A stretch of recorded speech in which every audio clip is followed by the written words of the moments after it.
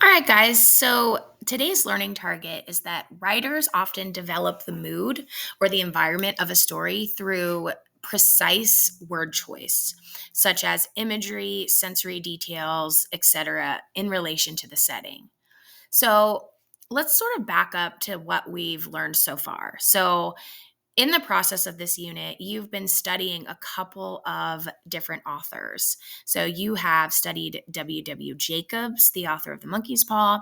You've studied Roald Dahl, the author of The Landlady. You have studied Edgar Allan Poe, the author of Telltale Heart. Each one for a different purpose. But what you should be noticing is that each one sort of gravitates to a couple of different suspense techniques to keep readers engaged. And some of the authors love certain suspense techniques over others. But one thing you should notice that all of these authors have in common with pretty much authors of every genre is that they fill their story with what's called sensory details. And basically, what this means is that every author considers that the readers have five senses. They can see, hear, smell, taste, and then touch or feel. Um, and therefore, the author wants us to feel all of those things when the reader is reading their stories. So, by that, I mean when the author is describing the events of a story or the author is describing the setting of a story, they want to do it with such precise detail that the readers feel like they are right there inside the story, living the experience of the characters right alongside them. Well, how do authors do this? Well, instead of saying things like, the moon was shining bright, um, in the night sky, we get a little more precise with our language by saying the moon shone like a torch on the glittery sea. Those little bit of extra details really help me as the reader be able to picture or create an image in my mind as to what that environment looks like. It's the same thing with hearing and smelling and tasting. The more detailed you are to help me hear what the environment is like, help me smell what the environment's like, and maybe even taste the environment, allows me to have an experience when reading um, similar to a movie. And so when we go to write our own stories, your story needs to be jam packed with sensory details so that whoever is reading your story feels not only engaged in it, but feels like they're right there living it. And so today I'm going to give you a couple of examples of this so that um, it could help you in the activity for today. And I'm going to start by giving you a paper that looks like this one over here to the left. Um, this is a sensory detail resource document, and it gives you all of the five senses and a bunch of different words that you could consider using today um, in the activity that you're doing, where you're going to practice describing a setting using sensory details. And so, as you could see, there's a ton of different words you could use for sights, a ton of words for sounds, and so on and so forth. So, I encourage you that when you do the work at the end of class today, you try to challenge yourself to use not a ton of them, not overdo it, but ones that maybe you don't gravitate towards, just to challenge yourself a little bit as a writer.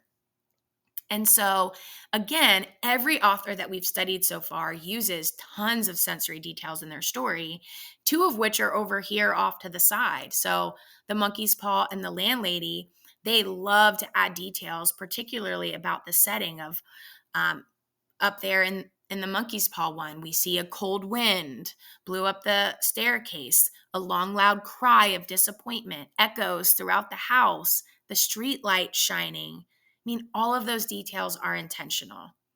And so you just need to move in today remembering that authors write with intent, and the intent is to keep us engaged.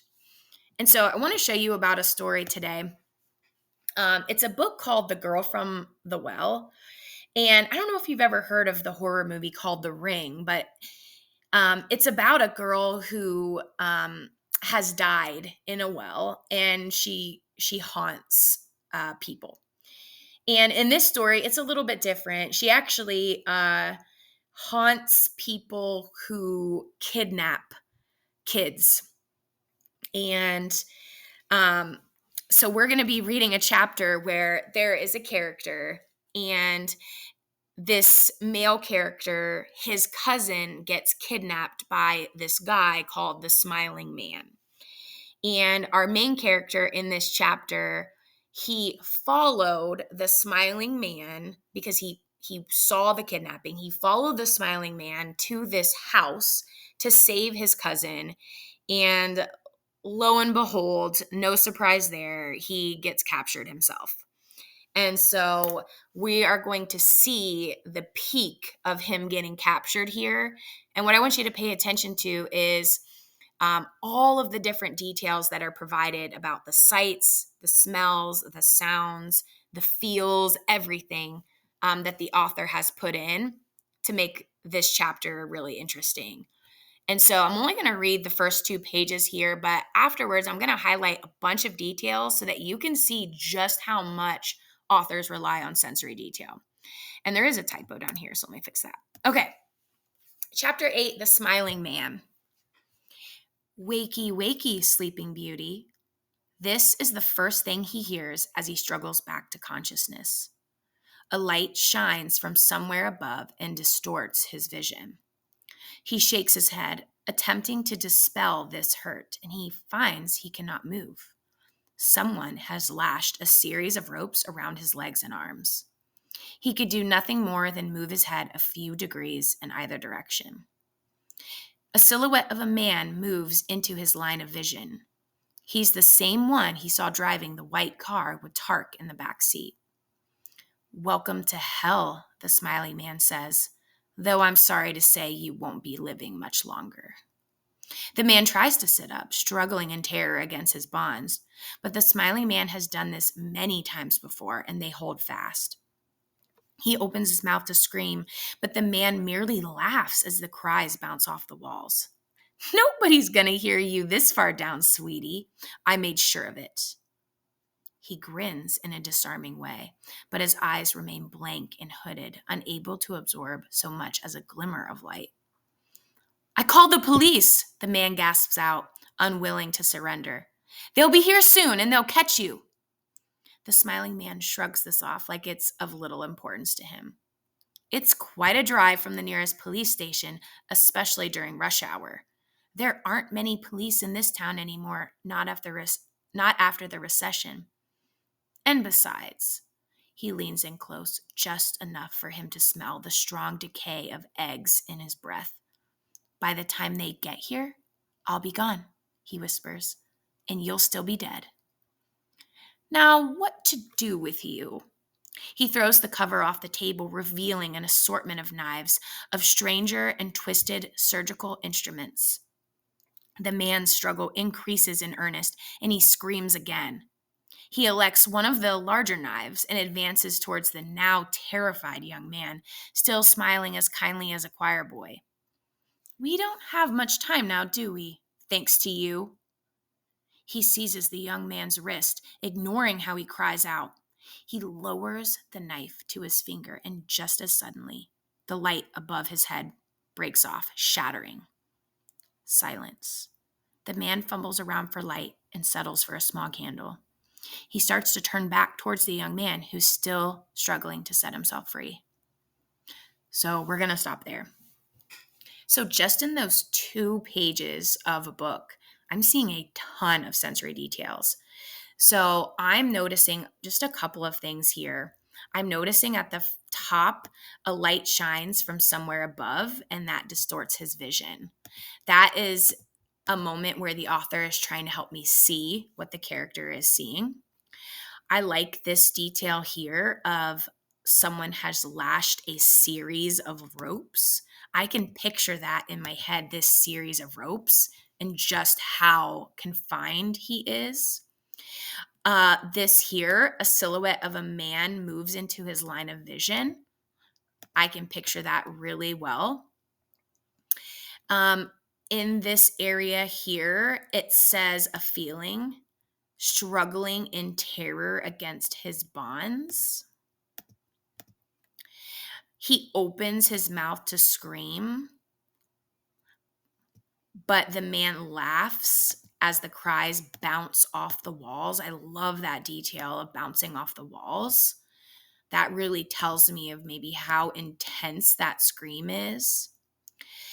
I love this idea that the author uses of having this smiling man be known for his really disarming grin, but his eyes being blank and hooded helps me be able to visualize just how creepy this kidnapper is. Um, from here, I loved this detail about him whispering and the smell of decaying eggs on his breath. That's a really interesting smell. And I do know what like eggs that have gone bad smell like, so I can definitely understand that smell. From there, he's throws off a cover on the table and it reveals an assortment of knives. I could picture that detail. Um, Let me see here. Lowering the knife to the finger. Oh, this is a great one. Just as suddenly the light above his head breaks off, it's shattering. Okay, that word shattering gives me that extra bit of detail to feel like I'm there. And then even just this word here, silence. I could hear that.